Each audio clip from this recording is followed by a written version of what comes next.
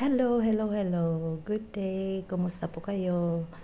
Yung nakita niyong cylindrical building na yan ay tinatawag nilang Castel del Angelo. Actually, isa siyang mausoleum noon na ginawa para kay Roman Emperor na si Hadrian.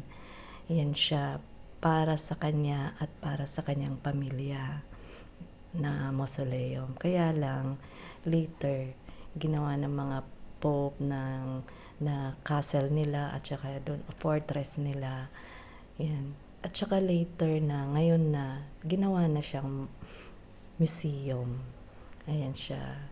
Maganda siya sa labas. Para din siyang Coloseo. Para siyang Coloseo tingnan sa labas. Pero magkaiba din naman siya kasi museum naman siya sa loob. Ayan, papasukin natin yan sa mga sumusunod na araw.